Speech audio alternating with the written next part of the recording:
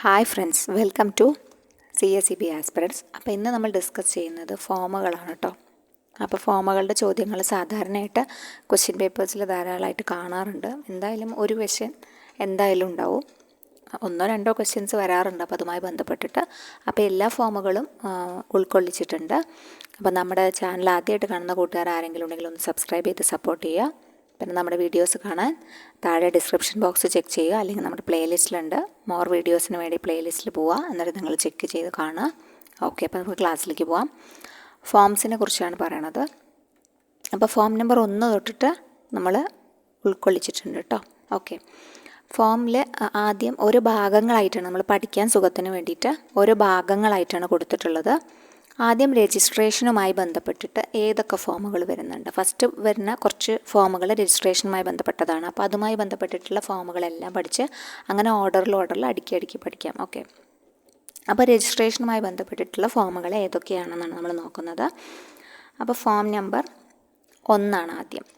Application for registration of a society to be submitted. അതായത് application കൊടുക്കുന്നത് application for രജിസ്ട്രേഷനുമായി ബന്ധപ്പെട്ടതാണ്. റൂളാണ്, അതായത് ഈ ഫോം നമ്പറുമായി ബന്ധപ്പെട്ടതൊക്കെ റൂളിലാണ് പറയുന്നത് കേട്ടോ. അപ്പോൾ റൂളും സെക്ഷനും ഇടയ്ക്ക് സെക്ഷൻ വരാറുണ്ട്. കൂടുതലും റൂളിലാണ് ഫോം നമ്പറുകളെല്ലാം ഉൾപ്പെടുത്തിയിട്ടുള്ളത് റൂളിലാണ് കേട്ടോ. ഓക്കെ, അപ്പോൾ form of application for registration എന്നറിയപ്പെടുന്നതാണ് ഫോം നമ്പർ 1. നമ്മൾ ഒരു സൊസൈറ്റി രജിസ്റ്റർ ചെയ്യാൻ വേണ്ടിയിട്ട് കൊടുക്കുമ്പോൾ അപ്ലിക്കേഷൻ കൊടുക്കുന്നത് ഫോം നമ്പർ 1 കേട്ടോ. ഫോം നമ്പർ 1 നമ്മൾ രജിസ്ട്രേഷന് വേണ്ടിയിട്ട് അപ്ലിക്കേഷൻ കൊടുക്കുന്നതെന്ന് ആലോചിക്കാം. അതാണ് ഫോം നമ്പർ 1. അപ്പോൾ അതുമായി ബന്ധപ്പെട്ട റൂള് 3 കേട്ടോ. 3-ൽ 1 പറയുന്നത്. 3 സബ്സെക്ഷൻ 1 ഫോം നമ്പർ 1 ബന്ധപ്പെട്ട കാര്യങ്ങൾ പറയണത്. ഓക്കെ, അപ്പോൾ അടുത്തതിലേക്ക് വരാം. Form number 2. ഫോം നമ്പർ 2 എന്താ പറയണത്? On receipt of application for registration registrar shawl enter the same in. അതായത് അതുമായി ബന്ധപ്പെട്ട് രജിസ്ട്രാറാണ് ചെയ്യുന്നത്. രജിസ്ട്രാർ ഈ ഡീറ്റെയിൽസ് അപ്ലിക്കേഷൻ്റെ ഡീറ്റെയിൽസൊക്കെ എൻ്റർ ചെയ്യുന്നത് ഈ ഫോം നമ്പർ 2 പറഞ്ഞത് കേട്ടോ. ഫോം നമ്പർ 2 രജിസ്ട്രാർ അപ്ലിക്കേഷൻ്റെ റെസിപ്റ്റ് എൻ്റർ ചെയ്യുന്നു. On receipt of application for registration registrar shall enter the same in form number 2 പറയണത്. അപ്പോൾ അതുമായി ബന്ധപ്പെട്ട റൂള് ഏതാണ്? രജിസ്ട്രേഷൻ എന്ന റൂളുമായി ബന്ധപ്പെട്ടതാണ്. റൂള് 4. 4-ൽ സബ്സെക്ഷൻ 1 ഫോം നമ്പർ 2 പറയുന്നത് കേട്ടോ. 4-ൽ സബ്സെക്ഷൻ 1 ഫോം നമ്പർ 2 പറയുന്നത്. ആദ്യത്തെ പറഞ്ഞത് 3 സബ്സെക്ഷൻ 1 ഇത് 4 സബ്സെക്ഷൻ 1. അപ്പോൾ ഇതൊക്കെ രജിസ്ട്രേഷനുമായി ബന്ധപ്പെട്ട റൂളുകളാണ് കേട്ടോ. ഓക്കെ, പിന്നെ ഫോം നമ്പർ 3 എന്താണ്? After registration the registration certificate shall be issued by the registrar. Registrar registration certificate issue ചെയ്യുന്നത് 3 ആലോചിക്കുക. Form number 3 registration certificate. അപ്പോൾ രജിസ്ട്രേഷൻ സർട്ടിഫിക്കറ്റിൻ്റെ ഫോം നമ്പർ ചോദിച്ചാൽ ഏതാ എഴുതുക? ഫോം നമ്പർ 3 എഴുതുക കേട്ടോ. ഓക്കെ, ഫോം നമ്പർ 3 രജിസ്ട്രേഷൻ സർട്ടിഫിക്കറ്റിൻ്റെ ഫോം ചോദിച്ചാൽ എഴുതേണ്ടത്. പിന്നെ 3A വന്നിട്ടുണ്ട്. ഫോം നമ്പർ 3A എന്താണ്? അതായത് manner of issuing certificate if the registration certificate is irrecoverably lost. അതായത് ഇപ്പം തിരിച്ച് കിട്ടാനാകാത്ത വിധം അത് നഷ്ടപ്പെട്ടു എന്ന് വിചാരിക്കാം. ഇവിടെ ഒരു ഫോം നമ്പർ എക്സ്ട്രാ ആയിട്ട് വന്നിട്ടുണ്ട് കേട്ടോ. ഓക്കെ, അപ്പോൾ തിരിച്ച് കിട്ടാനാവാത്ത വിധം നാശമായി എന്ന് വിചാരിക്കുക. അപ്പോൾ എന്ത് ചെയ്യണം? ഇപ്പോൾ പഴയ സൊസൈറ്റികളല്ലേ, അപ്പോൾ അവർക്ക് എങ്ങനെയെങ്കിലും നഷ്ടപ്പെട്ടു എന്ന് തന്നെ കരുതുക. അപ്പോൾ മാനർ ഓഫ് ഇഷ്യൂയിങ് സർട്ടിഫിക്കറ്റ് അതായത് ഡ്യൂപ്ലിക്കേറ്റ് അവർ ഇഷ്യൂ ചെയ്ത് കൊടുക്കും. അതായത് ലാസ്റ്റ് ഓഡിറ്റഡ് ബാലൻസ് ഷീറ്റിൻ്റെ കോപ്പിയും പിന്നെ രജിസ്ട്രാറുടെ കയ്യിലുള്ള ഡീറ്റെയിൽസും എൻ്റർ ചെയ്തിട്ട് അവർക്ക് ഇഷ്യൂ ചെയ്യാം കേട്ടോ. ഇഷ്യൂ ചെയ്ത് കൊടുക്കും രജിസ്ട്രാർ. അതാണ് 3A എന്ന് പറയുന്നത്. ഡ്യൂപ്ലിക്കേറ്റ് രജിസ്ട്രേഷൻ സർട്ടിഫിക്കറ്റാണ് 3Aയിൽ പറയണത് കേട്ടോ. ഡ്യൂപ്ലിക്കേറ്റ് രജിസ്ട്രേഷൻ സർട്ടിഫിക്കറ്റാണ് 3Aയിൽ പറയണത്. അതുമായി ബന്ധപ്പെട്ടിട്ടുള്ള റൂള് വരുന്നത് 4Aയിലാണ്. അപ്പോൾ അത് മാറിപ്പോരുത് കേട്ടോ. അതായത് 3A എന്നത് എന്തിൻ്റെ ഫോമാണ്? ഫോം നമ്പറാണ്. പക്ഷേ റൂള് ചോദിക്കുകയാണെങ്കിൽ 4Aയിലാണ് ഡ്യൂപ്ലിക്കേറ്റ് രജിസ്ട്രേഷനുമായി ബന്ധപ്പെട്ട റൂള് കിടക്കുന്നത്. റൂള് 4Aയും ഫോം നമ്പർ 3Aയും. ഓക്കെ, അതുകൊണ്ടാണ് ഇവിടെ എഴുതാത്തത്. എഴുതുമ്പോൾ നിങ്ങൾക്ക് ആകെ കൺഫ്യൂസ്ഡ് ആവും. ഓർത്തിരിക്കാൻ പറ്റുന്ന ആൾക്കാർ ഓർത്തിരിക്കുക കേട്ടോ. ഓക്കെ, പിന്നെ ഫോം നമ്പർ 4 എന്താണെന്ന് നോക്കാം. Form number 4 A register of details of all registered societies along with the date of amendment of bylaw should be maintained in. അതായത് രജിസ്റ്റർ ചെയ്ത എല്ലാ സൊസൈറ്റികളുടെ ഡീറ്റെയിൽസും അതുപോലെ തന്നെ ബയലോ അമെൻമെൻറ്റും എല്ലാം രേഖപ്പെടുത്തുന്ന രജിസ്റ്റർ ആണ് ഫോം നമ്പർ 4 ഉൾക്കൊള്ളിച്ചിട്ടുള്ളത്. ഫോം നമ്പർ 4 എന്താ ഉൾക്കൊള്ളിച്ചിട്ടുള്ളത്? എല്ലാ ഡീറ്റെയിൽസും register containing the details of cooperative societies registered in A taluk. ഒരു താലൂക്കിൽ രജിസ്റ്റർ ചെയ്യപ്പെട്ട എല്ലാ സൊസൈറ്റികളും അവർക്ക് ബൈലോ അമെൻമെൻറ്റ് നടത്തിയിട്ടുണ്ടെങ്കിൽ അതിൻ്റെ ഡേറ്റ് അടക്കം ഈ ഫോം നമ്പർ 4 ഉണ്ടാവും എന്നാണ് പറയുന്നത്. ഫോം നമ്പർ 4 സൂക്ഷിച്ചു വെക്കുന്നത്. ഓക്കെ, അപ്പോൾ അത് മനസ്സിലായി ഉണ്ടാവുമെന്ന് വിചാരിക്കുന്നു. ഇതാണ് ഈ രജിസ്ട്രേഷൻ എന്ന പ്രോസസ്സുമായി ബന്ധപ്പെട്ടിട്ടുള്ള ഇത്രയും ഫോമുകൾ കേട്ടോ. അപ്പോൾ ഫോം നമ്പർ 1 എന്താണ്? ആപ്ലിക്കേഷൻ ഫോർ രജിസ്ട്രേഷൻ ആണ്. അതുമായി ബന്ധപ്പെട്ട റൂൾ എന്തായിരുന്നു? 3 സബ്സെക്ഷൻ 1 കേട്ടോ, 3-1. പിന്നെ ഫോം നമ്പർ 2 എന്താണ്? റിസിപ്റ്റ് ചെയ്തിട്ട് രജിസ്ട്രാർ അവിടെ എൻ്റർ ചെയ്യുന്നു. അതായത് ആപ്ലിക്കേഷൻ സ്വീകരിച്ചിട്ട് രജിസ്ട്രാർ ഇന്ന സൊസൈറ്റിയുടെ സ്വീകരിച്ചു എന്ന് എൻ്റർ ചെയ്യുന്നതാണ് ഫോം നമ്പർ 2. ഓക്കെ, അപ്പോൾ ഫോം നമ്പർ 2മായി ബന്ധപ്പെട്ടത് 4 സബ്സെക്ഷൻ 1 കേട്ടോ. രജിസ്ട്രേഷൻ എന്ന് പറഞ്ഞ റൂള് 4 സബ്സെക്ഷൻ 1. പിന്നെ അടുത്തത് form number 3. Form number 3 registration certificate issue ചെയ്യുന്നു. രജിസ്ട്രേഷൻ സർട്ടിഫിക്കറ്റ് ഇഷ്യൂ ചെയ്യുന്നത് ആരാണ്? രജിസ്ട്രാറാണ്. അതാണ് ഫോം നമ്പർ 3 ഇഷ്യൂ ചെയ്യുന്നത്, ഒറിജിനൽ രജിസ്ട്രേഷൻ സർട്ടിഫിക്കറ്റ്. അത് റൂൾ 4 കേട്ടോ. റൂൾ 4 ഒറിജിനൽ രജിസ്ട്രേഷൻ സർട്ടിഫിക്കറ്റ് വരുന്നത്. പിന്നെ അതുമായി ബന്ധപ്പെട്ടിട്ട് എങ്ങനെയെങ്കിലും ഇറക്കറബിളി ലോസ്റ്റ് ആണെങ്കിൽ 3A എന്ന് പറയും. 3Aയിലാണ് എന്ത്? ഡ്യൂപ്ലിക്കേറ്റ് കൊടുക്കുന്നത് 3Aയിലാണ് കേട്ടോ. 3A ഡ്യൂപ്ലിക്കേറ്റാണെന്ന് ആലോചിക്കുക. അതിൻ്റെ റൂള് 4A ആണെന്നും ആലോചിക്കുക. പിന്നെ 4ാമത്തെ ഫോം നമ്പർ എന്താണ്? 4ാമത്തെ ഫോം നമ്പർ എന്ന് വെച്ച് കഴിഞ്ഞാൽ ഒരു താലൂക്കിൽ രജിസ്റ്റർ ചെയ്യപ്പെട്ട എല്ലാ സൊസൈറ്റികളും അതുപോലെ അതിൻ്റെ ഡീറ്റെയിൽസും അമെൻമെൻറ്റ് നടത്തിയിട്ടുണ്ടെങ്കിൽ ബൈലോ അമെൻമെൻറ്റിൻ്റെ ഡേറ്റ് അടക്കം വെക്കുന്നത് ഫോം നമ്പർ 4 ആലോചിക്കുക. അപ്പോൾ ഇത്രയും ഫോമുകൾ ഈ രജിസ്ട്രേഷനുമായി ബന്ധപ്പെട്ടിട്ടുള്ള കാര്യങ്ങളാണ് കേട്ടോ. ഓക്കെ, അപ്പം ഈ 4 കഴിഞ്ഞു. അപ്പോൾ നമുക്ക് തുടർന്ന് പോവാം. അപ്പോൾ റിലേറ്റിംഗ് ടു മെമ്പർഷിപ്പുമായി ബന്ധപ്പെട്ടിട്ടുള്ളത് ഫോം നമ്പർ 6A, അത് ഐഡൻറ്റിറ്റി കാർഡുമായി ബന്ധപ്പെട്ടതാണ് കേട്ടോ. ഒരു സൊസൈറ്റിയിൽ മെമ്പർഷിപ്പ് എടുക്കണമെങ്കിൽ ലഭിക്കുന്നതാണ് ഐഡൻറ്റിറ്റി കാർഡ് അല്ലേ. മെമ്പർഷിപ്പിന് അപ്ലൈ ചെയ്യുമ്പോൾ മെമ്പറായാൽ അഡ്മിറ്റ് ചെയ്ത് കഴിഞ്ഞാൽ നമുക്ക് ഐഡൻറ്റിറ്റി കാർഡ് ലഭിക്കും. ഓക്കെ, ഫോം നമ്പർ 6B എന്താണ്? രജിസ്റ്റർ ഓഫ് ഐഡൻറ്റിറ്റിയാണ്. ആ ഐഡൻറ്റിറ്റി കാർഡ് സൂക്ഷിക്കുന്ന അതാണ് രജിസ്റ്റർ ഓഫ് ഐഡൻറ്റിറ്റി എന്ന് പറയുന്നത്. അതുമായി ബന്ധപ്പെട്ട റൂള് 16A ആണ് കേട്ടോ. 16A ആണ് അതുമായി ബന്ധപ്പെട്ടുള്ളത്. ഓക്കെ, അപ്പോൾ അത് മനസ്സിലായി എന്ന് വിചാരിക്കുന്നു. ഫോം നമ്പർ 6Aയും ഫോം നമ്പർ 6Bയും അത് എളുപ്പമാണ്. മെമ്പർഷിപ്പുമായി ബന്ധപ്പെട്ടതാണ്. അതുമായി ബന്ധപ്പെട്ടത് 16A ആണ് കേട്ടോ. മെമ്പർഷിപ്പുമായി ബന്ധപ്പെട്ട റൂൾ ഏതായിരുന്നു? 16A ആണ്. Form number 6A identity card, form number 6B register of identity card. Okay, അപ്പോൾ അടുത്തതിലേക്ക് പോവുകയാണെങ്കിൽ റിലേറ്റിംഗ് ടു ഗേഹാനുമായി ബന്ധപ്പെട്ട് എന്തെല്ലാം പ്രൊസീജിയേഴ്സാണ് ഗേഹാനുമായി ബന്ധപ്പെട്ടുള്ളത് നോക്കാം. റിലേറ്റിംഗ് ടു ഗേഹാൻ എന്ന് വെച്ച് കഴിഞ്ഞാൽ എന്താണ് ഗേഹാൻ? ഒരു ചാർജ് ക്രിയേറ്റ് ചെയ്യണം അല്ലേ. അതായത് ഇപ്പോൾ ലോൺ എടുക്കാൻ ബാങ്കിനെ സമീപിക്കുകയാണ്. അപ്പോൾ ബാങ്കിനെ സമീപിക്കുമ്പോൾ ഗേഹാൻ എന്ന് വെച്ച് കഴിഞ്ഞാൽ സൊസൈറ്റിക്കുള്ള ഒരു ചാർജ്, നമ്മുടെ കയ്യിലുള്ള എന്തെങ്കിലും ഒരു വസ്തു കൊടുക്കണം. അപ്പോൾ 2 തരത്തിൽ കൊടുക്കാം. മൂവബിൾ പ്രോപ്പർട്ടിയും കൊടുക്കാം, അല്ലെങ്കിൽ ഇമ്മൂവബിൾ പ്രോപ്പർട്ടിയും. രണ്ടിനും ഗേഹാൻ ഉപയോഗിക്കും കേട്ടോ. ഗേഹാനിൽ ഇമ്മൂവബിൾ പ്രോപ്പർട്ടി മാത്രമേ പറ്റുള്ളൂ അങ്ങനെ പറയുന്നില്ല. ഗേഹാനിൽ മൂവബിൾ പ്രോപ്പർട്ടിയും പറ്റും, ഇമ്മൂവബിൾ പ്രോപ്പർട്ടിയും പറ്റും കേട്ടോ. അതാണ് ഗേഹാൻ്റെ പ്രത്യേകത. അപ്പം രണ്ടും ഈടായിട്ട് കൊടുക്കാം നമുക്ക്. അങ്ങനെ നമ്മൾ ഈട് വെച്ചിട്ട് നമുക്ക് ലോണ് തരുന്നു അല്ലേ. അപ്പോൾ ലോണ് തരുമ്പോൾ ഉള്ള കുറേ പ്രൊസീജിയേഴ്സ് ഉണ്ട്. അപ്പോൾ ആ ഒരു നടപടിക്രമങ്ങളാണ് ഗേഹാനിൽ വിവരിക്കുന്നത് അല്ലേ. അതൊരു സ്പെഷ്യൽ ചാർജാണ്. ഒന്നെങ്കിൽ മൂവബിളോ ഇമ്മൂവബിളോ കൊടുത്തിട്ട് ബാങ്ക് ഒരു ചാർജ് ക്രിയേറ്റ് ചെയ്യുകയാണ്. അതാണ് ഗേഹാൻ എന്ന് പറയുന്നത്. അപ്പോൾ അത് ക്രിയേറ്റ് ചെയ്യുമ്പോൾ തന്നെ നമ്മുടെ കയ്യിലുള്ള ഭൂമി അല്ലെങ്കിൽ നമ്മുടെ കയ്യിലുള്ള വസ്തു, ബിൽഡിങ്ങോ എനിത്തിങ്, അത് നമ്മൾ സൊസൈറ്റിക്ക് കൊടുക്കുകയാണ്. നമ്മൾ ബാധ്യത വരുത്തി, കുടിശ്ശിക വരുത്തി കഴിഞ്ഞാൽ നമ്മുടെ ആ വസ്തുവിൽ നിന്നും സൊസൈറ്റിക്ക് ഉണ്ടായ നഷ്ടത്തിന് അവർക്കത് എടുത്തുകൊള്ളാം എന്ന് പറഞ്ഞിട്ട് നമ്മൾ തന്നെ എഴുതി കൊടുക്കണം. ഓക്കെ, അതാണ് ഗേഹാൻ കൊണ്ട് ഉദ്ദേശിക്കുന്നത്. അപ്പോൾ അതുമായി ബന്ധപ്പെട്ട ഫോമുകളാണ് ഇവിടെ പറയുന്നത് കേട്ടോ. അപ്പോൾ ഗേഹാൻ്റെ റൂൾ എന്ന് പറഞ്ഞു കഴിഞ്ഞാൽ 51A ആണ് കേട്ടോ. പ്രൊസീജിയർ ഫോർ ക്രിയേഷൻ ഓഫ് ഗേഹാൻ എന്ന് പറയുന്ന റൂൾ എന്താണ്? 51A ആണ്. വളരെ ഇമ്പോർട്ടൻ്റ് ആയ റൂളാണ്. അപ്പം ഗേഹാനുമായി ബന്ധപ്പെട്ട കാര്യങ്ങൾ നമുക്ക് ജസ്റ്റ് ഒന്ന് നോക്കാം കേട്ടോ. ഗേഹാനുമായി ബന്ധപ്പെട്ട കാര്യങ്ങൾ നോക്കാം.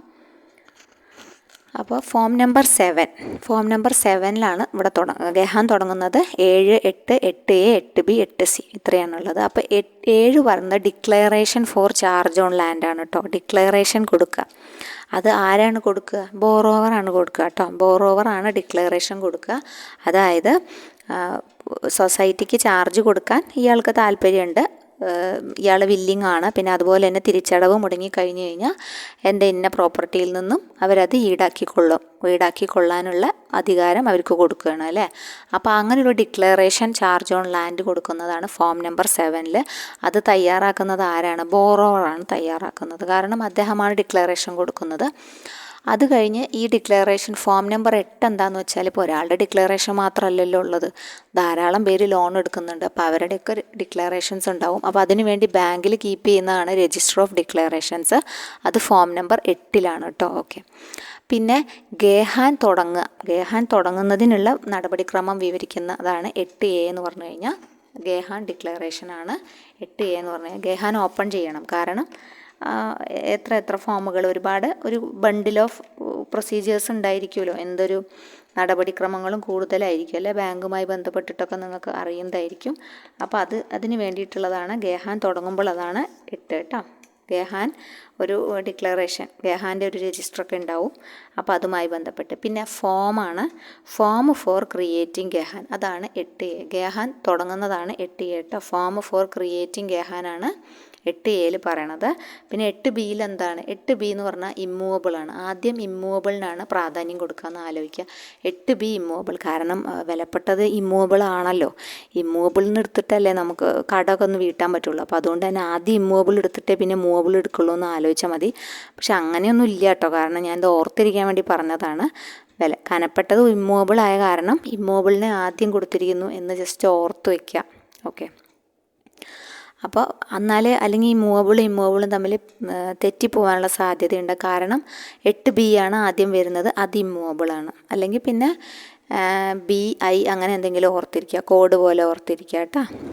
8BI എന്നോ അല്ലെങ്കിൽ 8BGI എന്നോ 8B ഗേഹാൻ എന്നോ അങ്ങനെ എന്തെങ്കിലും ഓർത്തിരിക്കുക.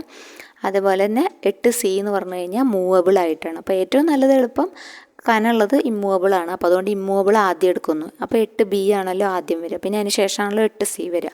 അപ്പോൾ അത് മൂവബിൾ പ്രോപ്പർട്ടി. അതാണ് ഗെഹാനിൽ ശ്രദ്ധിക്കേണ്ടത്. അപ്പോൾ 7 എന്തായിരുന്നു? 7 declaration of charge on land ആണ്. അത് ബോറോവർ കൊടുക്കേണ്ടതാണ് കേട്ടോ. അയാളുടെ വില്ലിങ്നെസ് അറിയിക്കുക. പിന്നെ 8 എന്ന് പറഞ്ഞു കഴിഞ്ഞാൽ ഒരാളുടെ മാത്രമല്ല, ധാരാളം ഡിക്ലറേഷൻസ് ഉണ്ടാവും. അതെല്ലാം കൂടി ഉൾക്കൊള്ളിച്ചതാണ് ഫോം നമ്പർ 8A പറയണത്. ഫോം നമ്പർ 8 പറയണത് കേട്ടോ. ഫോം നമ്പർ 8A എന്ന് പറഞ്ഞു കഴിഞ്ഞാൽ ഗേഹാൻ സ്റ്റാർട്ട് ചെയ്യുന്നതാണ്, ഗേഹാൻ്റെ തുടക്കമാണ്. ഗേഹാൻ തുടങ്ങുന്ന നടപടിക്രമങ്ങളാണ് ഫോം ഫോർ ക്രിയേറ്റിംഗ് ഗേഹാൻ എന്ന് പറയുന്നതാണ് ഫോം നമ്പർ 8A എന്ന് പറഞ്ഞു കഴിഞ്ഞാൽ. അപ്പോൾ ഫോം നമ്പർ 8B നമ്മൾ പറഞ്ഞു ഇമ്മൂവബിളാണ്. B എന്ന് പറയുമ്പോൾ തന്നെ അല്ലേ, B എന്ന് പറയുമ്പോൾ തന്നെ അവിടെ I എന്നുള്ളൊരു ഉച്ചാരണം, 8B. അപ്പോൾ ഇമ്മൂവബിൾ എന്ന് ആലോചിച്ച് വയ്ക്കുക. ഫോം നമ്പർ 8Cയിൽ പറയണത് ഗേഹാനുമായി ബന്ധപ്പെട്ട മൂവബിൾ പ്രോപ്പർട്ടി വരുമ്പോഴുള്ളതാണ് കേട്ടോ. അതാണ് ഫോം നമ്പർ 8C പറയുന്നത്. അപ്പോൾ ഇത് വളരെ ഇമ്പോർട്ടൻ്റ് ആണ്. അത് മാറി മറിച്ചൊക്കെ ചോദിക്കാറുണ്ട്. നിങ്ങൾ വ്യക്തമായിട്ട് പഠിച്ചിരിക്കണം. ഓക്കെ, പഠിച്ച എളുപ്പമാണ്, നമുക്ക് മാർക്കൊന്നും പോവില്ല. അപ്പോൾ അത്രയുമായി കേട്ടോ. പിന്നെ അടുത്തത് പറയുന്നത്, അടുത്ത ഭാഗത്തേക്ക് പോവാം നമുക്ക്. അടുത്ത ഭാഗം പറയണത് റിലേറ്റിംഗ് ടു ഫോം നമ്പർ 9 തൊട്ട് വീണ്ടും തുടങ്ങുകയാണ്. Deduction to salary or wages. Rule 52മായി ബന്ധപ്പെട്ടിട്ടാണ് പിന്നെയുള്ള 3, 9, 10, 11 പറയണത് റൂൾ 52മായി ബന്ധപ്പെട്ടതാണ്. അപ്പോൾ എന്താണ് റൂൾ 52 എന്ന് വെച്ച് കഴിഞ്ഞാൽ, rule 52 deduction from salary or wages ആണ് കേട്ടോ. Rule 52 deduction from salary or wages ആണ്. അപ്പോൾ ഫോം നമ്പർ 9 എന്താണെന്ന് വെച്ചാൽ requisition to pay disbursing officer. അതായത് ഇപ്പോൾ ആൾക്കാർ സാലറി ഒക്കെ പിടിച്ചിട്ടായിരിക്കും, സാലറിയിൽ നിന്ന് ഡിഡക്റ്റ് ചെയ്യാമെന്ന് പറഞ്ഞിട്ട് ലോണൊക്കെ എടുക്കും അല്ലേ, ഇപ്പോൾ ലോണുകൾ എടുക്കും. അപ്പോൾ ഈ സാലറിയിൽ നിന്ന് ഡിഡക്റ്റ് ചെയ്യാൻ വേണ്ടിയിട്ട് എല്ലാ മാസവും സൊസൈറ്റി ആ ലോണിക്കൊരു സാലറി കൊടുക്കുന്ന ഒരു ഡിസ്പേഴ്സിങ് ഓഫീസർ ഉണ്ടായിരിക്കും അല്ലേ. അപ്പോൾ ആ ലോണിയുടെ ഡിസ്പേഴ്സിങ് ഓഫീസർക്ക് ഒരു റിക്വസിഷൻ കൊടുക്കണം. ആ ഫോം നമ്പറാണ് ഈ 9 എന്ന് പറഞ്ഞു കഴിഞ്ഞാൽ. അതാണ് ഈ requisition to pay disbursing officer എന്ന് പറഞ്ഞു കഴിഞ്ഞാൽ. അതായത് സാലറി ഡിസ്പേഴ്സിങ് ഓഫീസറാണ് ഇവിടെ ഉദ്ദേശിക്കുന്നത്. ഈ ലോണിയുടെ സാലറി ഡിസ്പേഴ്സ് ചെയ്യുന്ന ഓഫീസർക്ക് ഈ സെക്രട്ടറി ആയിരിക്കും മിക്കവാറും ചെയ്യുക. ഇവിടുത്തെ ചീഫ് എക്സിക്യൂട്ടീവ് ഓഫീസർ അദ്ദേഹമാണല്ലോ. അപ്പോൾ അദ്ദേഹമാണ് സാലറി പിടിച്ചു തരണം എന്ന് പറഞ്ഞിട്ട് ഒരു റിക്വസിഷൻ കൊടുക്കുന്നുണ്ട്. ആ റിക്വസിഷൻ ആണ് ഫോം നമ്പർ 9. ഓക്കെ, അത് സൊസൈറ്റി കൊടുക്കുന്നതാണ് റിക്വസിഷൻ. സൊസൈറ്റി എന്ന് വെച്ചാൽ ഓൺ ബിഹാഫ് ഓഫ് സൊസൈറ്റിയെ ചെയ്യുന്നത് ആരാണ്? സെക്രട്ടറിയാണ് കേട്ടോ. ഓക്കെ, പിന്നെ ഫോം നമ്പർ 10 എന്താണെന്ന് വെച്ച് കഴിഞ്ഞാൽ, ഫോം നമ്പർ 10 മറ്റേ സാലറി ഡിസ്പേഴ്സിങ് ഓഫീസറാണ് ചെയ്യേണ്ടത്. Statement of remittance form of recoveries of dues. അതാണ് ഈ സ്റ്റേറ്റ്മെൻറ്റ്. അവരൊരു സ്റ്റേറ്റ്മെൻറ്റ് തരും. റെമിറ്റൻസ് ഫോം, റിക്കവറീസും ഡ്യൂസും ഒക്കെ ആയി ബന്ധപ്പെട്ടിട്ടുള്ള ഏതൊക്കെ റിക്കവറീസാണ് പിടിച്ചത് എന്നതുമായി ബന്ധപ്പെട്ടിട്ടുള്ള റെമിറ്റൻസിൻ്റെ ഒരു പേപ്പർ തരും, അല്ലെങ്കിൽ ഒരു ഡോക്യുമെൻ്റ് തരും. അപ്പോൾ അതാണ് ഫോം നമ്പർ 10 ഉൾക്കൊള്ളിക്കേണ്ടതെന്ന് നിങ്ങൾ പ്രത്യേകം ആലോചിച്ചിരിക്കണം. അപ്പോൾ അത് കൊടുക്കുന്നത് ആരാണ്? സാലറി ഡിസ്പേഴ്സിങ് ഓഫീസറാണ് അത് കൊടുക്കുന്നത് കേട്ടോ. അത് സൊസൈറ്റിക്ക് തരുന്നത് സാലറി ഡിസ്പേഴ്സിങ് ഓഫീസറാണ്. Statement prepared by the salary disbursing officer. Okay, പിന്നെ 11 എന്താണ്? 11 അതിൻ്റെ രജിസ്റ്ററാണ് കേട്ടോ. Register maintaining by pay disbursing, അതായത് സാലറി ഡിസ്പേഴ്സിങ് ഓഫീസർ സൂക്ഷിക്കേണ്ട രജിസ്റ്ററാണ് ഫോം നമ്പർ 11 പറയുന്നത്. ഓക്കെ, അപ്പോൾ അതാണ് 9, 10, 11. 9, 10, 11 ഏതുമായി ബന്ധപ്പെട്ടിരിക്കുന്നു എന്ന് വെച്ച് കഴിഞ്ഞാൽ deduction of salary of wages ആണ്. അതുമായി ബന്ധപ്പെട്ട റൂളാണ് 52 എന്ന് പറയുന്നത്. ഓക്കെ, അപ്പോൾ ഈ 52 വർഗീകരണങ്ങൾ തന്നെയാണ് ഇവിടെ വരിക. ആദ്യത്തെ, അതായത് ഫോം നമ്പർ 9 വരുന്നത് 52 2 കേട്ടോ. പിന്നെ ഫോം നമ്പർ 10 വരുന്നത് 52 5. പിന്നെ ഫോം നമ്പർ 11 വരുന്നത് 52 8. അപ്പോൾ അത്രയും വിശാലമായിട്ട് പഠിക്കണം എന്നില്ല. 52മായി ബന്ധപ്പെട്ട ഫോം ആണെന്നെങ്കിലും ജസ്റ്റ് ഓർത്തിരിക്കുക. അപ്പോൾ നിങ്ങൾക്ക് കിട്ടുമല്ലോ. 9, 10, 11 52മായി ബന്ധപ്പെട്ടതാണെന്ന് ഓർത്തു കഴിഞ്ഞാൽ വേഗം കിട്ടും. ഗേഹാനും അതുപോലെ പഠിക്കണം കേട്ടോ. ഗേഹാനും പ്രധാനപ്പെട്ടതാണ്. ഗേഹാൻ 51 എയുമായി ബന്ധപ്പെട്ടതാണ്. അത്രയും ആ ഒരു കൂട്ടം ഫോമുകൾ. അപ്പം നമുക്ക് അടുത്ത കൂട്ടത്തിലേക്ക് പോകാം.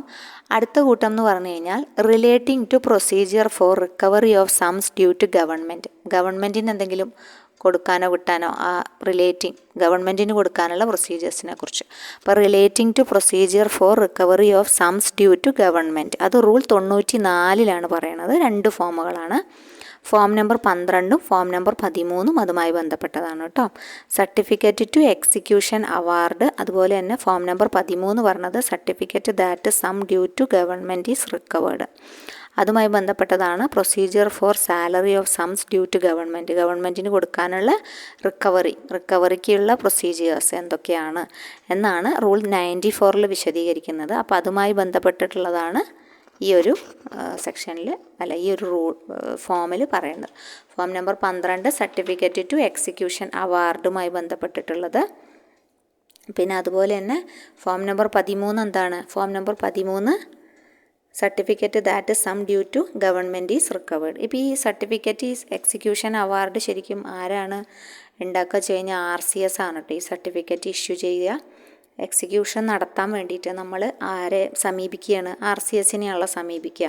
അവാർഡ് കിട്ടിയെന്ന് പറഞ്ഞിട്ട് കാര്യമില്ല. അവാർഡ് കിട്ടിയ എക്സിക്യൂഷൻ ആയോ? ഇല്ല. അവാർഡ് കയ്യിൽ പിടിച്ച് സൊസൈറ്റി ഇരുന്നിട്ടൊരു കാര്യമില്ല. അല്ല, അവാർഡ് എന്ന് വെച്ചാൽ വിധി വന്നു. അപ്പോൾ വിധി വന്നിട്ട് ഈ വിധിയും കയ്യിൽ പിടിച്ചിരുന്നിട്ട് കാര്യമില്ല. അവർക്ക് കിട്ടാനുള്ളത് നേടിയെടുക്കണം ഡീഫോൾട്ടറുടെ കയ്യിൽ നിന്ന്. അപ്പോൾ അതിന് വേണ്ടിയിട്ട് ആർക്കാണ് ആപ്ലിക്കേഷൻ കൊടുക്കുക? ആർക്ക് ആപ്ലിക്കേഷൻ കൊടുക്കും? രജിസ്ട്രാർക്ക് കൊടുക്കും അല്ലേ. ഇത് ചെയ്തു തരണം, അല്ലെങ്കിൽ ഇതിന് ചെയ്തു തരാനാണ് ആവശ്യമായ ആൾക്കാരെയും എല്ലാം റെഡിയാക്കി തരണം എന്ന് പറഞ്ഞിട്ട് രജിസ്ട്രാർക്ക് കൊടുക്കുമ്പോൾ രജിസ്ട്രാർ ഒരു സർട്ടിഫിക്കറ്റ് ഇഷ്യൂ ചെയ്യും കേട്ടോ. അതാണ് ഫോം നമ്പർ 12 പറയണത്. രജിസ്ട്രാർ സർട്ടിഫിക്കറ്റ് ഇഷ്യൂ ചെയ്യും. എന്തിനു വേണ്ടിയിട്ട്? അവാർഡ് എക്സിക്യൂട്ട് ചെയ്യാൻ വേണ്ടിയിട്ട്. അപ്പോൾ അതാണ് ഫോം നമ്പർ 12 പറയുന്നത്. 13 അതുപോലെ ഗവൺമെൻറ് റിക്കവറി ചെയ്യുന്നത്. റവന്യൂ റിക്കവറി കൂടിയാണ് ഗവൺമെൻറ് കൂടുതലും റിക്കവറി ചെയ്യുക കേട്ടോ. ഓക്കെ, അപ്പോൾ ഇനി അടുത്തതുമായി ബന്ധപ്പെട്ടത് ഫോം നമ്പർ 14 കേട്ടോ. ഫോം നമ്പർ 14 പറഞ്ഞത്. Form number 14 application for affiliation to SCU ആണ്. അതായത് SCUവിൽ അഫിലിയേഷന് അപ്ലിക്കേഷൻ കൊടുക്കാൻ വേണ്ടിയിട്ടുള്ളതാണ് ഫോം നമ്പർ 14 പറയണത് കേട്ടോ. ഫോം നമ്പർ 14 അത് പറയണത്. പിന്നെ 14A ഉണ്ട്. ഫോം നമ്പർ 14A പറയണത് nomination for election members to CCU. CCUവിൽ നോമിനേഷൻ കൊടുക്കുന്നത്, മെമ്പേഴ്സിൻ്റെ ഇലക്ഷന് വേണ്ടിയിട്ട് നോമിനേഷൻ കൊടുക്കുന്നതിൻ്റെ 14A. പിന്നെ 14B പറയണത് അതന്നെ മാനേജിങ് കമ്മിറ്റിയുടെ ഇലക്ഷന് വേണ്ടിയിട്ടുള്ളത്. എവിടെ? അത് സ്റ്റേറ്റ് കോപ്പറേറ്റീവ് യൂണിയൻ്റെ കാര്യമാണ് പറയുന്നത്. അപ്പോൾ ഇത് മൂന്നും ഓർത്തിരിക്കുക. 14A, 14B. 14 application for affiliation to SCU ആണ്. പിന്നെ 14A പറയണത് അഫിലിയേറ്റ് ചെയ്യണം എന്നറിയാലോ സ്റ്റേറ്റ് കോപ്പറേറ്റീവ് യൂണിയനിൽ, അതിന് കൊടുക്കുന്ന ആപ്ലിക്കേഷനാണ് കേട്ടോ. Nomination for election members to CCU ആണ് 14A പറയണത്. 14B പറയണത് എന്താണ്? Nomination for election of members managing committee of Kerala state cooperative union ആണ് 14B പറയണത്. ഓക്കെ, അപ്പം നമുക്ക് ഇത് മുഴുവൻ നമുക്ക് പറഞ്ഞിട്ട് പോകാം. വീഡിയോ നമ്മൾ ലെങ്തി ആയാലും കുഴപ്പമില്ല എന്ന് വിചാരിക്കണം. ഒരുമിച്ചാകുമ്പോൾ നിങ്ങൾക്കത് ഒരുമിച്ച് കിട്ടും.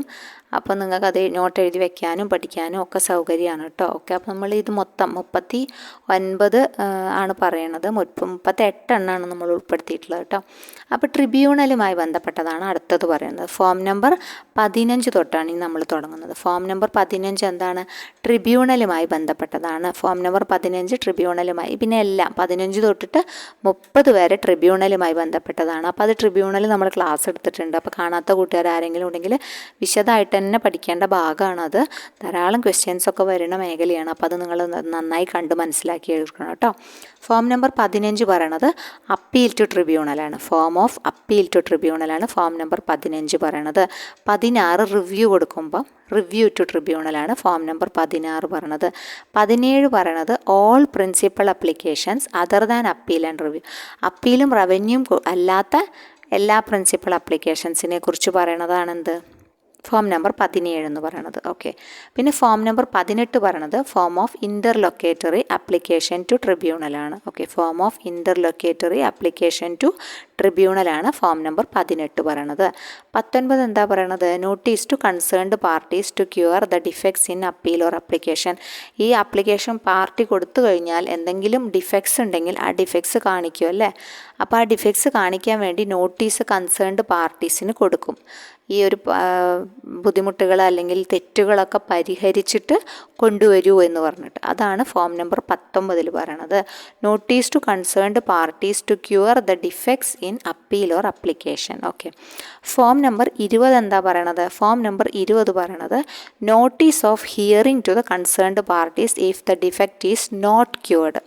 ക്യൂർ ചെയ്തില്ലെങ്കിൽ വീണ്ടും നോട്ടീസ് അയക്കും. ആ നോട്ടീസാണ് ഫോം നമ്പർ 20 പറയണത്. ഓക്കെ, പിന്നെ ഫോം നമ്പർ 21 പറയണത് അപ്പീൽ, രജിസ്ട്രീൻ്റെ അപ്പീലാണ് കേട്ടോ. അപ്പോൾ ഇത്രയും ഈ ഒരു form number register of appeal ഇതിൻ്റെയൊക്കെ രജിസ്റ്ററാണ് പറയണത്. രജിസ്റ്റർ എന്ന് വെച്ച് കഴിഞ്ഞാൽ ഈ അപ്പീലുമായി ബന്ധപ്പെട്ട കാര്യങ്ങളൊക്കെ അടുക്കി വെക്കുന്ന സംഭവം. അതാണ് ഫോം നമ്പർ 21 പറയണത് കേട്ടോ.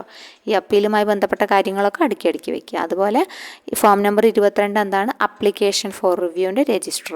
ഫോം നമ്പർ 23 എന്താണ്? അപ്ലിക്കേഷൻ ഫോർ റിവിഷൻ്റെ രജിസ്റ്റർ.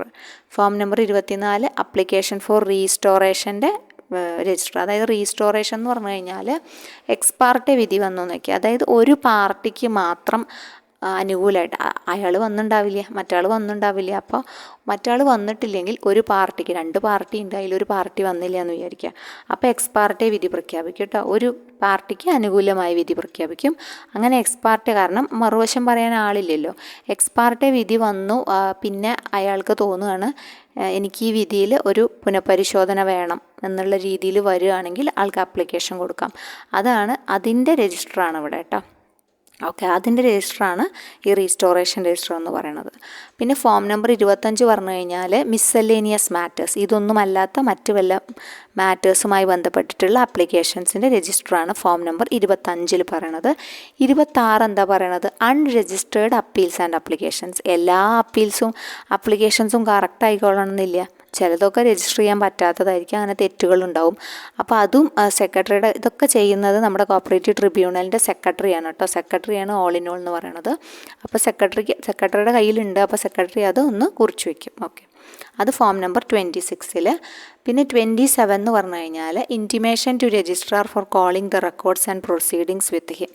ഇപ്പം ഈ ട്രിബ്യൂണലിൻ്റെ ഓഫീസിൽ അതുമായി ബന്ധപ്പെട്ട ഒരു കേസ് വന്നു, അല്ല ഒരു ഇത് വന്നു, അപ്പോൾ അതുമായി ബന്ധപ്പെട്ട രേഖകളൊന്നും തന്നെ ഇല്ല.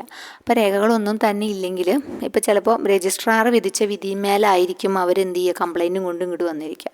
അപ്പോൾ അവരുടെ ഓഫീസിൽ ഡാറ്റ ഇരിക്കുന്നുണ്ടാവില്ല ഇതുമായി സംബന്ധിച്ച്. അതിന് രജിസ്ട്രാർക്ക് ഒരു ഇൻറ്റിമേഷൻ അയക്കും, അത് തരാൻ പറഞ്ഞിട്ട്. ഈ റെക്കോർഡ്സും എല്ലാം അതാണ് calling the records and procedures with him. അദ്ദേഹത്തിൻ്റെ കയ്യിലുള്ള സാധനങ്ങളൊക്കെ കൈമാറാൻ പറഞ്ഞിട്ടൊരു ഇൻറ്റിമേഷൻ അയക്കും. അതിൻ്റെ ഏത് ഫോമിലാണ്, 27 ഈ ഇൻറ്റിമേഷൻ അയക്കേണ്ടതെന്ന് പറഞ്ഞാൽ. ഓക്കെ. പിന്നെ നോട്ടീസ് ഓഫ് പ്രിലിമിനറി ഹിയറിംഗ്, ഫസ്റ്റത്തെ ഹിയറിംഗ് വിളിക്കുന്നത് ഫോം നമ്പർ 28. പിന്നെ നോട്ടീസ് ഓഫ് ഹിയറിംഗ് ഉണ്ട്, ഹിയറിംഗ് നോട്ടീസ് കൊടുക്കുന്നത് 29. മറ്റേ പ്രിലിമിനറി ഹിയറിംഗ് ആണ്, ഇത് ശരിക്കുള്ള ഹിയറിങ്. പിന്നെ അതേപോലെ സർട്ടിഫൈഡ് കോപ്പീസ് ഫോം നമ്പർ 30 എന്താ പറയുക വെച്ചാൽ, ഇപ്പോൾ സർട്ടിഫൈഡ് കോപ്പീസ് എന്തെങ്കിലും ആവശ്യമായി വരികയാണെങ്കിൽ ട്രിബ്യൂണലിൽ കേട്ടോ, സർട്ടിഫൈഡ് കോപ്പീസ് എന്തെങ്കിലും ട്രിബ്യൂണലിൻ്റെ ബന്ധപ്പെട്ടിട്ട് ആവശ്യമായി വരികയാണെങ്കിൽ അതിന് അപ്ലിക്കേഷൻ കൊടുക്കുന്നതാണ് ഫോം നമ്പർ 30 പറയണത്. അപ്പോൾ ട്രിബ്യൂണലുമായി ബന്ധപ്പെട്ട കാര്യങ്ങൾ ഈ ഒരു ഫോം നമ്പർ ഇതാണ് കേട്ടോ. അപ്പോൾ നിങ്ങൾക്ക് മനസ്സിലായി എന്ന് വിചാരിക്കണം. കുറച്ച് ബുദ്ധിമുട്ടുള്ള മേഖലയാണ് തുടക്കം പഠിക്കുന്ന കുട്ടികൾക്ക്. പക്ഷേ എന്തായാലും നിങ്ങളത് വൃത്തിയായിട്ട് പഠിച്ചു വയ്ക്കുക. നിങ്ങൾക്ക് 1-2 ചോദ്യങ്ങൾ എന്തായാലും ഇതിന്ന് ലഭിക്കും, ഉറപ്പുള്ള കാര്യമാണ്. 1-2 ഏതാ ക്വസ്റ്റ്യൻ വരിക എന്ന് നമുക്കറിയില്ലല്ലോ, എന്തായാലും ലഭിക്കും. അതുകൊണ്ട് അത് വീഡിയോ മുഴുവൻ നിങ്ങൾ കണ്ടിട്ട് നോട്ട് എഴുതിയെടുക്കണം കേട്ടോ. അപ്പോൾ റിലേറ്റിംഗ് ടു ട്രിബ്യൂണൽ ആലോചിച്ചു. അപ്പോൾ ഫോമുകളെല്ലാം പിന്നെ വേറെ എവിടെയും പോയി തപ്പണ്ട, എല്ലാം അതിൻ്റെ ഉള്ളിൽ തന്നെയുണ്ട്. അപ്പോൾ ഇത്രയും മനസ്സിലായി. ട്രിബ്യൂണലുമായി ബന്ധപ്പെട്ടത് 15 മുതൽ 30 വരെയാണ്. അപ്പോൾ കുറേ ഉണ്ട്. ട്രിബ്യൂണലുമായി ബന്ധപ്പെട്ടതാണ് ഇതിൽ ഏറ്റവും കൂടുതൽ വരുന്നത്. ഓക്കെ. പിന്നെ അടുത്തത് നമ്മൾ പറയുന്നത് ഫോം നമ്പർ 31 കേട്ടോ. ഫോം നമ്പർ 31 എന്ന് പറഞ്ഞു കഴിഞ്ഞാൽ application for affiliation to apex society. Apex സൊസൈറ്റിക്ക് അഫിലിയേറ്റ് ചെയ്യാനുള്ള അപ്ലിക്കേഷൻ കൊടുക്കുന്നത് റൂൾ 16E ബന്ധപ്പെട്ടതാണ് ഇത്. അതായത് application for affiliation to central or apex societies എന്നാണ് അവിടെ റൂളിൽ കൊടുത്തിട്ടുള്ളത്. 16E കേട്ടോ. 16E ബന്ധപ്പെട്ടതാണ് ഫോം നമ്പർ 31 എന്ന് ആലോചിക്കുക. എന്താണ് application for affiliation to apex society ആണെന്നും ആലോചിക്കുക. പിന്നെ അടുത്തത് പറയണത് 35A ബന്ധപ്പെട്ടതാണ് ഇനി വരുന്നത്. അപ്പോൾ എന്താ 35A എന്ന് നോക്കാം. 35A എന്ന് വെച്ചാൽ നമ്മുടെ ഇലക്ഷനുമായി ബന്ധപ്പെട്ടതാണ് കേട്ടോ. ഇലക്ഷൻ്റെ നടപടിക്രമങ്ങളെക്കുറിച്ച് പറയുന്നതാണ് 35A. റൂളാണ്, റൂൾ 35A ആണ്. ഇതൊക്കെ റൂളാണ് കേട്ടോ. Procedure regarding conduct of election to the committee of societies by the state cooperative election commission ചെയ്യുന്ന കാര്യങ്ങളെ കുറിച്ചിട്ടുള്ളതാണല്ലോ പറയണത്. സ്റ്റേറ്റ് കോപ്പറേറ്റീവ് ഇലക്ഷൻ കമ്മീഷനാണല്ലോ നടത്തിപ്പുകാരൻ. ഓക്കെ. അപ്പോൾ ആ ഇലക്ഷനുമായി ബന്ധപ്പെട്ടത് ആദ്യത്തെ ഫോം നമ്പർ 32 എന്താ പറയണമെന്ന് വെച്ച് കഴിഞ്ഞാൽ register of active members, register of members eligible. അത് വേണമല്ലോ, ആരൊക്കെയാണ് വോട്ട് ചെയ്യാൻ എലിജിബിൾ എന്നറിയപ്പെടുന്ന ഒരു ലിസ്റ്റ് തയ്യാറാക്കുമല്ലോ. അപ്പോൾ ആ ലിസ്റ്റിൻ്റെ ഇതാണ് പറയണത്. ഫോം നമ്പർ 32 അങ്ങനെ ഒരു ലിസ്റ്റ് തയ്യാറാക്കുന്നത് എന്നാണ് പറഞ്ഞിട്ട്. ഫോം നമ്പർ 32 അങ്ങനെ ഒരു ഫോം തയ്യാറാക്കുന്നത്. പിന്നെ ഫോം നമ്പർ 34 കാര്യം പറയുകയാണെങ്കിൽ പ്രിലിമിനറി വോട്ടേഴ്സ് ലിസ്റ്റാണ് കേട്ടോ. Preliminary voters list. അപ്പോൾ പ്രിലിമിനറി വോട്ടേഴ്സ് ലിസ്റ്റ് എന്ന് വെച്ച് കഴിഞ്ഞാൽ form number 34 notice of publication of preliminary voters list publish ചെയ്യുക, അതാണ് 34 പറയണത്. ഓക്കെ. ഫോം നമ്പർ 34 അത് കൊടുക്കുന്നത് കേട്ടോ. അപ്പോൾ അത് മനസ്സിലായിട്ടുണ്ടെന്ന് വിചാരിക്കണോ. അതാരാണ് ചെയ്യുന്നത്? It is the duty of the electoral ഓഫീസറാണ് കേട്ടോ. It is the duty of the electoral ഓഫീസറുടെ ജോലിയാണ് എന്ത്, ഫോം കൊടുക്കുക, അല്ല പ്രിലിമിനറി വോട്ടേഴ്സ് ലിസ്റ്റ് പ്രിപ്പയർ ചെയ്യുക എന്നുള്ളത്. Okay. It is the duty of the electoral officer to publish the preliminary voters list in form number 34 in the notice board. എവിടെയാണ് പതിക്കുക? Notice board of the head ഓഫീസിലും അല്ല വല്ല branches ഉണ്ടെങ്കിൽ അവിടെയും കൂടിയിട്ടാണ്. ബ്രാഞ്ചസ് ഈഫ് എനി എന്ന് പറഞ്ഞിട്ടുണ്ട്. അപ്പോൾ അതാണ്. അപ്പോൾ ഇതുമായി ബന്ധപ്പെട്ടിട്ടുള്ള റൂള് നമ്മൾ പറഞ്ഞു 35A ആണെന്ന് പറഞ്ഞു. ഓക്കെ. അപ്പോൾ ഇത്രയും കാര്യങ്ങൾ. പിന്നെ 34 കഴിഞ്ഞ് കഴിഞ്ഞാൽ 35 final voters list. Final voters list അതായത് ഇപ്പോൾ നമ്മൾ പ്രിലിമിനറി വോട്ടേഴ്സ് ലിസ്റ്റ് ഇട്ടു, നമ്മുടെ എന്തിലിട്ടു, ഹെഡ് ഓഫീസിൽ ബോർഡിലൊക്കെ ഇട്ടു, നോട്ടീസ് ബോർഡിലൊക്കെ ഇട്ടു. അപ്പോൾ ആർക്കെങ്കിലും എന്തെങ്കിലും എതിരഭിപ്രായങ്ങൾ ഉണ്ടാവാം അല്ലേ, ഈ ആളെ സംബന്ധിച്ച് എന്തെങ്കിലും എതിരഭിപ്രായങ്ങളും വ്യക്തമായ രേഖകളുള്ള എതിരഭിപ്രായങ്ങളായിരിക്കണം. അപ്പോൾ അങ്ങനെ എന്തെങ്കിലും ഉണ്ടെങ്കിൽ അത് 7 ദിവസം അതിനെന്തെങ്കിലും കോൾ ഫോർ ചെയ്യാനുള്ള ഒബ്ജെക്ഷൻസ്, ഇപ്പോൾ അദ്ദേഹത്തിന് തന്നെ പിന്മാറാൻ തോന്നിയിരിക്കല്ല, അപ്പോൾ അങ്ങനെ കോൾ ഫോർ ചെയ്യാനുള്ള ഒബ്ജെക്ഷൻസ് 7 ദിവസം കൊടുക്കും. അതിന് ശേഷമാണ് ഇലക്ട്രൽ ഓഫീസർ എന്ത് ചെയ്യും, ഫൈനൽ വോട്ടേഴ്സ് ലിസ്റ്റ് പോളിന്, അതായത് ഇലക്ഷന് 20 ദിവസം മുന്നെയാണ് പ്രസിദ്ധീകരിക്കുക കേട്ടോ. പ്രയർ ടു ദ പോൾ 20 ദിവസം മുമ്പേ, 20 ദിവസം prior to the poll voters list ഈ ഒരു ഫോം നമ്പറിലാണ് ഫൈനൽ വോട്ടേഴ്സ് ലിസ്റ്റിനെ ഇടുന്നത്. ഫോം നമ്പർ 35-ലാണ്. അപ്പോൾ ഫോം നമ്പർ 32 കിട്ടിയെന്ന് വിചാരിക്കുന്നു. ലിസ്റ്റാണ്, ആർക്കൊക്കെ വോട്ട് ചെയ്യാൻ കഴിയും എന്നതിൻ്റെ ലിസ്റ്റാണ്. 34 എന്താ പറയണത്, പ്രിലിമിനറി വോട്ടേഴ്സ് ലിസ്റ്റാണ്. പിന്നെ 35 പറയണത് ഫൈനൽ വോട്ടേഴ്സ് ലിസ്റ്റാണ്. 36 പറയണത് നോമിനേഷൻ ഫോം വാങ്ങില്ലേ കാൻഡിഡേറ്റ്സിൻ്റെ കയ്യിൽ നിന്ന്, അതാണ് 36 പറയണത് കേട്ടോ. ഓക്കെ. 37 എന്താണ് പറയണത്, നോമിനേഷൻ പേപ്പർ സ്വീകരിച്ച് കഴിഞ്ഞ് കഴിഞ്ഞാൽ അതിനൊരു അക്നോളജ്മെൻറ്റ് കൊടുക്കും അല്ലേ. സ്വീകരിച്ചു, കിട്ടി, ബോധിച്ചു എന്നിട്ട് എന്തായാലും ഒരു അക്നോളജ്മെൻറ്റ് കൊടുക്കും. അതാണ് പറയണത്. അക്നോളജ്മെൻറ്റിനെ കുറിച്ച് പറയണതാണ് ഫോം നമ്പർ 37 പറയണത്. അപ്പോൾ ഫോം നമ്പർ 38 എന്ന് വെച്ചാൽ കമ്പാനിയൻ, അതായത് ഇപ്പോൾ കണ്ണ് കാണാത്തവർ അല്ലെങ്കിൽ സ്വന്തമായിട്ട് വോട്ട് ചെയ്യാൻ പറ്റാത്ത ആൾക്കാരുണ്ടാവുമല്ലോ, അവരും ചെയ്യുമല്ലോ. അപ്പോൾ അവർക്ക് അവരെ വിശ്വാസ്യതയുള്ള ഒരാളെ ഏൽപ്പിക്കാം, ഒരു കമ്പാനിയനെ ഏൽപ്പിക്കാം അല്ലെ. അങ്ങനെയുള്ള കമ്പാനിയൻ വോട്ടുകളെ കുറിച്ച്, ഇലക്ഷനുള്ള കമ്പാനിയൻ വോട്ടിനെ കുറിച്ചിട്ടുള്ള ഡീറ്റെയിൽസ് ആണ് ഫോം നമ്പർ 38 കൊടുത്തിട്ടുള്ളത് കേട്ടോ. അപ്പം 39 ഫോമുകളാണ് ഉള്ളത്. പ്രധാനപ്പെട്ട ഫോം നമുക്ക് കിട്ടാവുന്ന എല്ലാ കാര്യങ്ങളും നമ്മൾ ഉൾക്കൊള്ളിച്ചിട്ടാണ് ഈ ക്ലാസ് ചെയ്തിട്ടുള്ളത്. ഓക്കെ. അപ്പം ഈ ഭാഗമൊക്കെ പ്രധാനപ്പെട്ടതാണ്, എപ്പോഴും ചോദിക്കാറുണ്ട്. Final voters list form number 35-ലാണ്, പ്രിലിമിനറി വോട്ടേഴ്സ് ലിസ്റ്റ് 34-ലാണ്. പിന്നെ register of members eligible to vote ഏത് ഫോം നമ്പറാണെന്ന് വെച്ച് കഴിഞ്ഞാൽ ടപ്പേന്ന് പറയുന്നത് നമ്മൾ 32-ലാണെന്ന്.